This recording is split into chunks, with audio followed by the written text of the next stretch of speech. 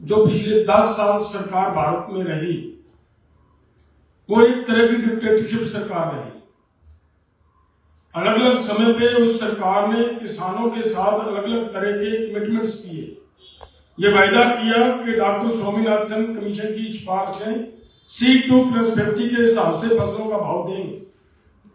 ये भी वायदा किया था कि आप किसानों का ऋण मुक्ति करेंगे, क्योंकि इस देश का किसान आज सबसे बड़ी ट्रेजेडी ये है कि लगभग 7 लाख किसान सुसाइड कर चुका है, जिसकी मेन वजह उसके ऊपर कर्ज है।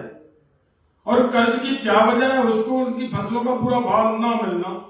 और इसी की लड़ाई, इसी का वायदा हमारे साथ हमारे प्रधानमंत्री जी नरेंद्र मोदी जी ने किया कि हम ऋण मुक्ति करेंगे। और ये भी कहा 2021 में हमारे लिखित में दिया कि हम MSP की गारंटी का कानून भी देंगे किसानों को। ये भी कहा कि लखीमपुर खीरी के अंदर हमारे 4 किसान जो मार दिए गए और एक पत्रकार का वहां पे कत्ल कर दिया गया, तो उनको इंसाफ देंगे, ये भी बात कही गई। और आंदोलन के दौरान किसानों के ऊपर और लोगों के ऊपर जो मुकदमे दर्ज किए वो वापस लिए जाएंगे, भारत WTO से बाहर आएगा। ये सब कमिटमेंट्स थी हमारे प्रधानमंत्री जी की। और लेकिन 10 साल राज किया, किसी कमिटमेंट के ऊपर कोई काम नहीं हुआ। जब एंड में पिछले समय फरवरी के दिनों में हमारे देश के किसानों ने एक फैसला लिया कि हम दिल्ली जाएंगे, अपने प्रधानमंत्री जी को याद दिलाएंगे कि प्रधानमंत्री जी आपने ये सब हमारे साथ कमिटमेंट्स की हुई है। तो उसके लिए एक डेट तय की गई कि 13 फरवरी को हम दिल्ली कूच करेंगे।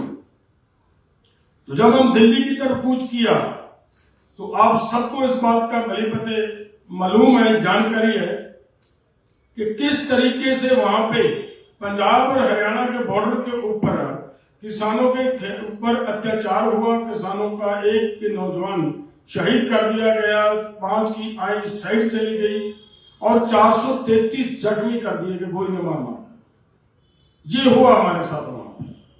और वो पूरी की पूरी कहानी जब देश के लोगों ने आपके माध्यम से देखी, वो पता चला प्रेस के माध्यम से दुनिया के अंदर, देश के अंदर, तो लोगों ने उसके खिलाफ एक प्रतिक्रिया दी, नाराजगी जाहिर की उन्होंने अपने चुनाव के समय। और उसका रिजल्ट आया कि जो सरकार ये बात कह रही थी कि अब की बार 400 पार, वो सरकार को 240 पर ही रुकना पड़ा। लोगों ने फुल स्टॉप लगा दिया वहां पे। लोगों ने इनके अत्याचार का शांतिपूर्वक ढंग से जो मुकाबला किया, जो उसका सामना किया, उसको बर्दाश्त किया, उसका रिजल्ट मिला। आपने एक बात नोट की होगी, लगभग 71 सीट्स वो हारी भाजपा जो बिल्कुल गांव के लोगों के ज्यादा प्रभाव वाली हैं। ग्रामीण क्षेत्र की सीटें हैं, 71 सीट्स वो हार चुकी है, भाजपा अपने हाथ से गवा चुकी है। जहां पे लोगों की बसों लोग रहते हैं, जो किसान, मजदूर, छोटा दुकानदार, व्यापारी, छोटे लोग रहते हैं यहाँ पे। इट मीन्स क्लियर हो गया कि देश का किसान और मजदूर की नाराजगी की वजह से उनको नुकसान उठाना पड़ा और वो मान भी रहे हैं।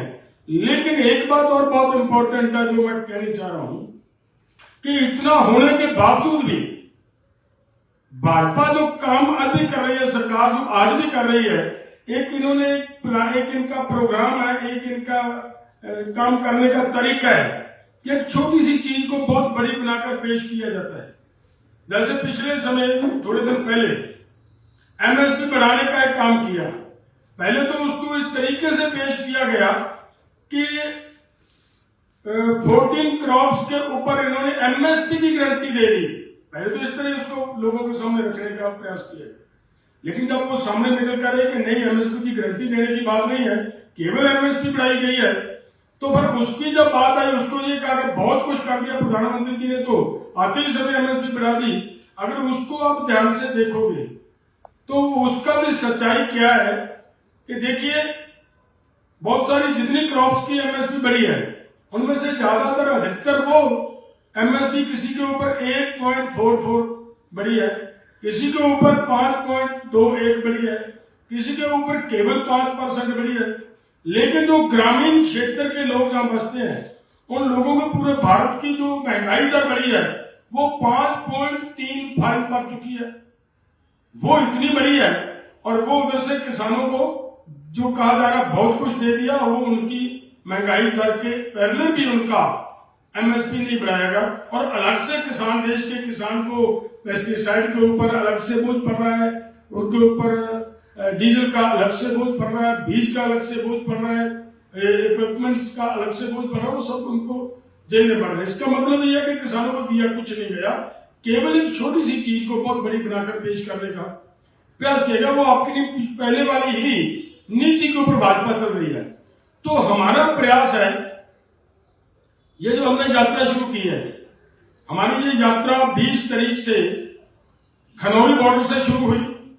हमारा प्रयास है कि पूरे देश के अंदर आपके माध्यम से सभी लोगों को ये बात सामने जाए, सभी देश के लोगों की बात सामने जाए कि आज के जो हालात हैं, जो सरकार के साथ हमारी लड़ाई है, हमारा किसी पॉलिटिकल पार्टी के खिलाफ कोई लड़ाई नहीं है, हमारी तो सरकार की ने जो हमारे साथ वायदे किए वही वायदे पूरे करवाने के लिए एक लड़ाई शुरू की हुई है और उसको आपके माध्यम से पूरे देश के पास ले जाने का एक प्रयास है। वैसे हमने पहले दिन आकर जयपुर के अंदर एक प्रेस कॉन्फ्रेंस और एक मीटिंग ली गई, वहां से लोगों ने हमें विश्वास दिया कि हम आपके इस आंदोलन को और मजबूती से आपके साथ होकर लड़ेंगे। और उसके बाद हमारा प्रोग्राम बना श्योपुर के अंदर, उसके बाद मध्य प्रदेश के कुछ और जगह जैसे अशोकनगर जैसे जगह है, वहां पर भी प्रेस कॉन्फ्रेंस और मीटिंग के माध्यम से उन लोगों ने विश्वास दिया कि हम आपके इस आंदोलन के साथ हैं। और उसके बाद हमारा प्रोग्राम बना कि हम महाराष्ट्र के अंदर वहां पे एक बड़ी मीटिंग हुई और प्रेस कॉन्फ्रेंस हुई। उन लोगों ने हमें विश्वास दिलाया कि हम भी आज के इस किसान आंदोलन के साथ हैं। और उसके आगे लेते हुए हम कर्नाटक के अंदर आए, कर्नाटक के आगे हम आंध्र प्रदेश के आगे हमारा प्रयास है कि हम आने वाले दिनों में पूरे भारत में ये यात्रा लेकर जाएंगे और जगह जगह पे हमारे किसान मजदूर लोगों को इस आंदोलन के साथ जोड़ने का प्रयास करेंगे। और हमारी कोशिश है कि हमारी जी जो डिमांड, जो वायदे हैं सरकार ने हमारे साथ किए, वो पूरे किए जाएं। क्योंकि जब मैंने पहले बात आपको कही है कि 7 लाख किसान जब सुसाइड कर गया हो, उस समय तो किसानों की आवाज उठाने वाला कोई नहीं, सरकार उनकी बात सुनने के लिए तैयार नहीं, तो फिर एक ही रास्ता बचता है कि हम आंदोलन का रास्ता अख्तियार करें। और आंदोलन का रास्ता अख्तियार करने के लिए पूरे देश के किसानों को हम इस आंदोलन में जोड़ने का प्रयास कर रहे हैं। और उसको आगे हमारा ये भी प्रोग्राम है कि आंध्र प्रदेश के मुख्यमंत्री नायडू जी से एक बैठक करने का हमारा प्रयास है।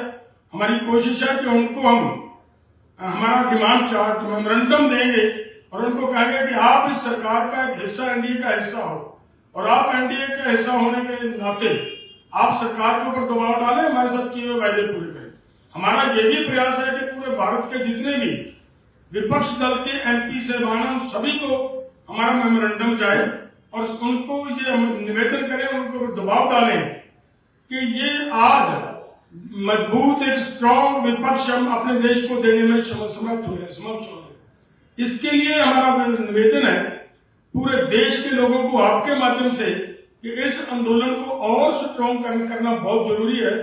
और उनके पास जब ये मौसम सत्र शुरू होगा उस समय हमारी बात वहां जाए कि प्राइवेट बिल लेकर हमारे जो विपक्ष वाले साथी हैं वो लेकर आए हमारी डिमांड्स को लेकर, और जब वो सेशन शुरू हो, वो हमारा बिल आने का वक्त आए, उस समय पूरे देश के अंदर एक बड़ा आंदोलन होता हुआ नजर आना चाहिए।